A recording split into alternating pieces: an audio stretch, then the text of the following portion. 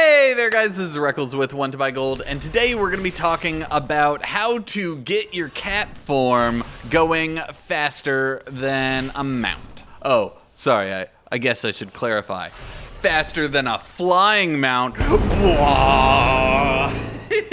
Okay, so today we're talking about how to set up a level 110 Feral Druid speed set twink. The reason why you should have a 110 twink for speed set, this is for transmog farming or mount farming, whatever. You just want to go as quickly as possible.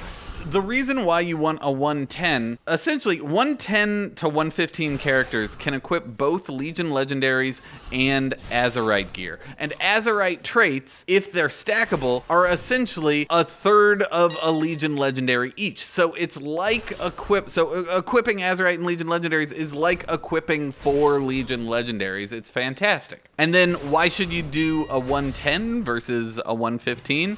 Well, it's easier to gear up a 111 to 115 because you can just buy crafted gear and you've got full eye level 233 stuff. But the best gear you can get in that level range is all Mythic and Taurus Titan Forges, and if you're looking at the same gear, a 110 will get higher percentages of speed and crit and haste and all that out of the same gear. But if you have a 111 or you have a 115, you don't need to delete it and level a whole new character. It's fine. It's just not going to be as min-maxed as possible.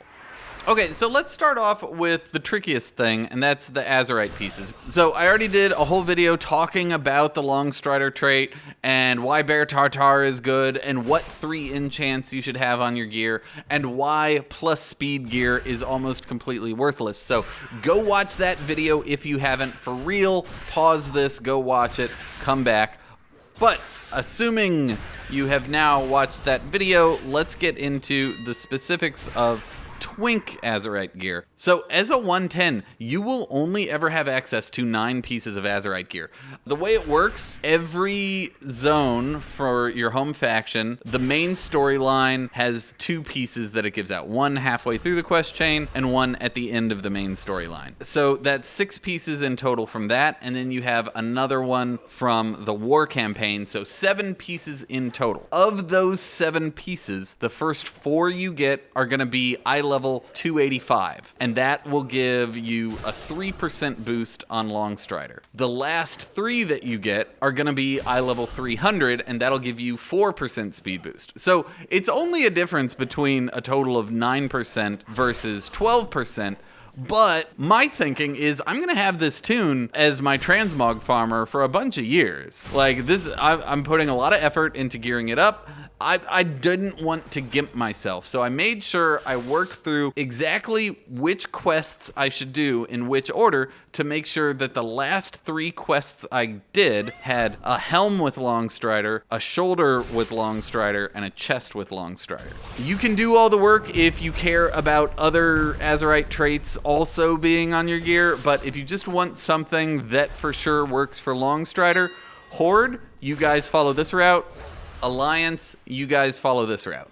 And I'll leave that up on the screen for a little bit as we go into the next step, and that's enchants. So just like I talked about in the first video, you want to get enchant cloak, gift of blank, but try to get gift of haste, because a really funny thing happens as you start to get faster and faster. Like if a dungeon has 30 packs of enemies, and normally you do it in 4 minutes, but suddenly you're fast enough that you're doing the dungeon in 2 minutes, you're still swiping 30 times, but now you're swiping 30 times in half the time, which means you have less time to regen your energy. So you want to gem and enchant for haste, and you want to get talents that reduce the cost of things so that you can actually use abilities that quickly. I mean, otherwise you get to the pack, but you have to wait to be able to use the abilities, and that just feels really bad. But finishing off enchants, you want to have Enchant Weapon Windwalk and Enchant Boots Minor Speed, and you want the boots and the weapon on an eye level 136 piece and the cloak on a 151. You can also use the heirloom trick that we talked about in the last video. So the next step is Legion Legendaries, but just taking a quick look at where we are. We started off at 100% move speed, cat form got us up to 130% move speed, feline swiftness got us to 145, bear tartar brings us to 163, long strider brings us to 175, the enchants bring us up to 187, so we're already almost as fast as mounted speed while in cat form, but now it's time to crank it up another notch. There are 3 Legion legendaries that we actually care about. We've got the Sentinel's Eternal Refuge. This is crafted by leather workers. They gotta go do a whole bunch of stuff, so they're pretty expensive now. They're about 100k, but it's totally worth it because the Sentinel's Eternal Refuge gives you 5% move speed, and it stacks up to 5 times, so 25% total move speed from this. Now, the downside is, the alternative to this is to have enchanted boots. So it's actually only a relative increase of 15%, but that's still huge from one piece of gear. Next, we've got Sephuz's Secret, which is a 10% baseline speed increase, and this also applies to travel form. But 10% baseline speed increase, and then every 30 seconds, you can CC something and get an additional 60%. So this is essentially a stampeding roar on a quarter of the cooldown. The third piece is Ekowraith. And Ekowraith is kind of interesting because it sounds way better than it is. It says it increases feline swiftness by 75%. So you're like, oh my gosh, 75% move speed from an... No, that's not how it works. Feline swiftness adds 15% move speed, so increasing feline swiftness 75% increases your move speed 11% and change. So that's still really good, but the problem is the alternative is the Azerite gear that was increasing your move speed 4%, so it's only a relative 7% boost. So Sephuz's Secret is 10% plus the proc that's up all the time. Sentinel's Eternal Refuge is 15%, so it's just worse. But the other good thing about Ekowraith is that if you also do balance affinity, it can increase the range of your swipe from 8 yards to 15 yards. It's a nice legendary for lazy farming if you just want to meander through a dungeon and kill things. So to get Sephuz and Ekowraith, the first thing you want to do is check your main to see if you have any Awakening Essences left over from Legion.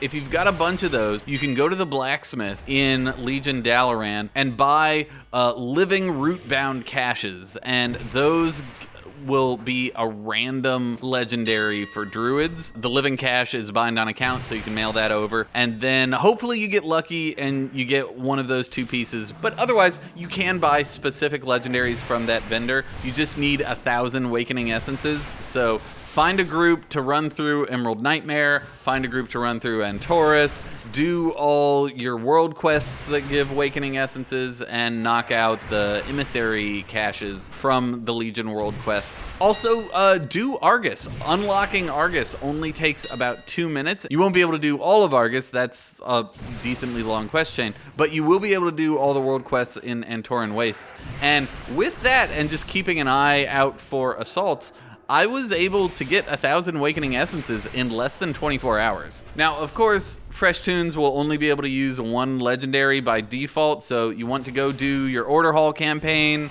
and, do the intro Druid stuff, but you want to unlock all the different tiers in your Order Hall talent tree. The second to last one is going to be the ability to use 2 Legion legendaries. This takes, I think, 4 days to a week. It'll take you somewhere around there. Just hang out in the Order Hall a bunch, keep an eye on it, and you'll eventually be able to use 2 of them. Oh, and another thing, while you're farming up all the Awakening Essences, go ahead and do all the world quests that give you gear. I got plus speed on half of the items that I looted as quest rewards. So they're like, maybe I'm just seeing patterns in RNG, maybe I got lucky, but it feels a lot like there's some like preferential statting going on. But next we got Trinkets, and I'm gonna get in trouble for this one. So there are 5 Trinkets I want to talk about.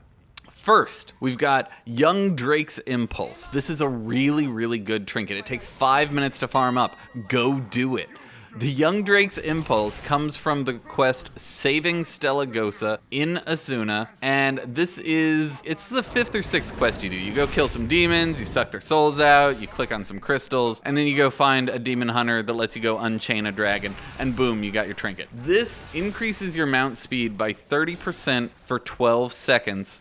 It's an on-use trinket, and it's got a 2-minute cooldown. So essentially, 30% boost for 12 seconds every 120 seconds. It comes out to an average 3% boost to your movement speed. The second trinket is Chrono Shard. This drops off the last boss in Archway, and it gives you 15% move speed for 10 seconds. It procs once or twice a minute. So 15% for 10 seconds every 45 seconds. It comes out to about 2.5–3% move speed on average.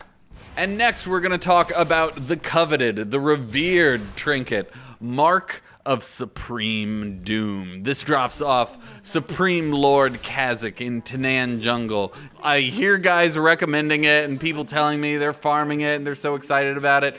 It has just a static baseline plus 25 speed, right around there. Well, with Bear Tartar rolling, you already have plus 250 speed. You're probably going to try to get some other speed gear on. So when I'm actually out and about killing things, the Mark of Supreme Doom boosts my move speed by 0.5%. That is crap. That's awful. It's better than nothing, I guess, but it's pretty bad. The next trinket I want to talk about is just a random eye level 158 trinket I got from a world quest that rolled with plus 17 speed. So pretty bad trinket. This boosts me 0.4%. So it's the same. Don't worry about Mark of Supreme Doom.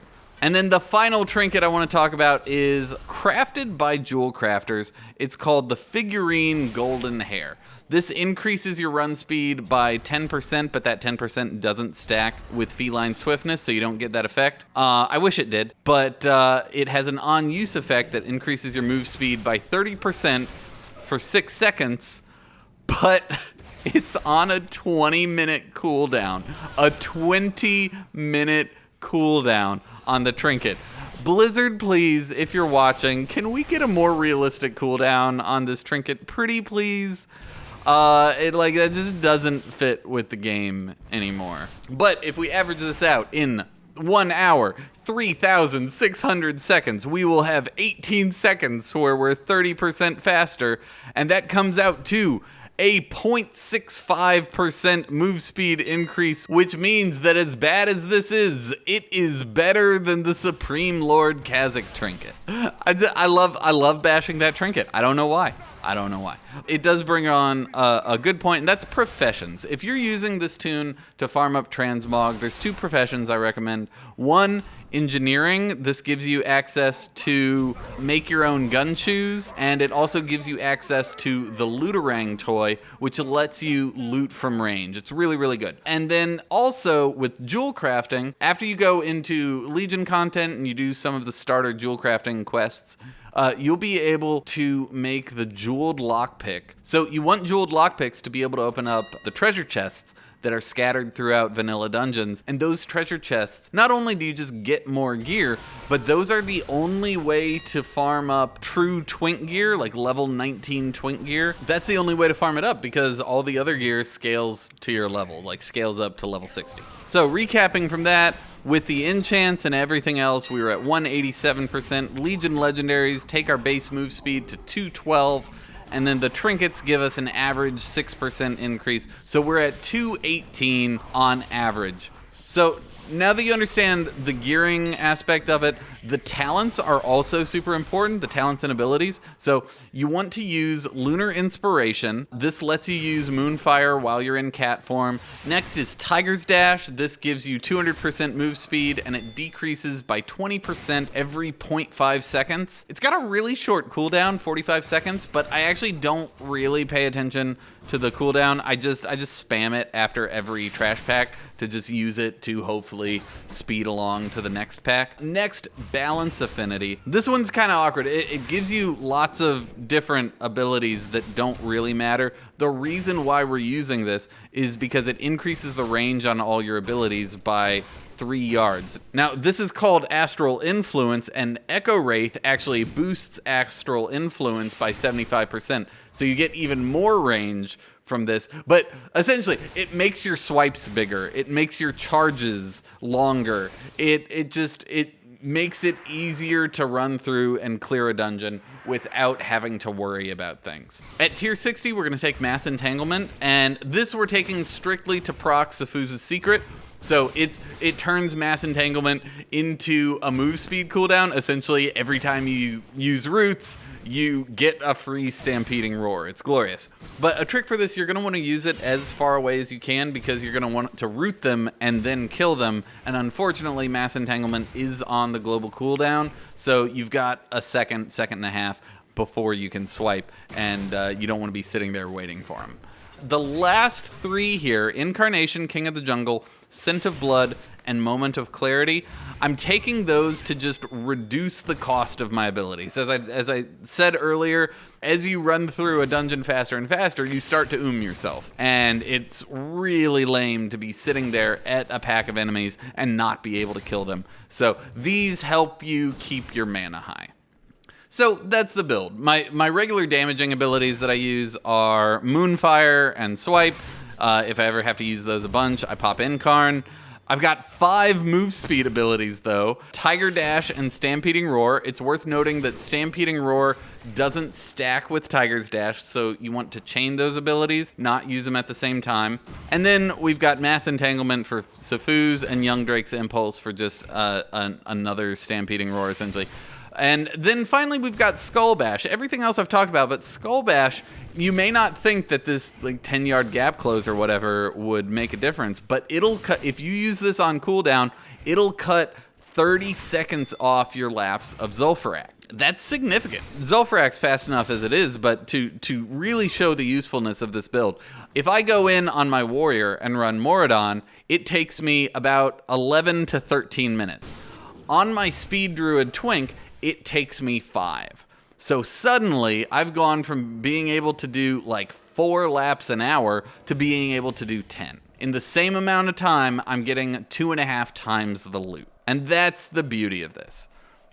And that's a good place to close, because I have 5 more pieces that I can farm up Mythic Antorus Titan Forges on and get like 80 plus 80 more speed, which will come out to about 1% more move speed. You know, it'll be months of farming for 1% more move speed.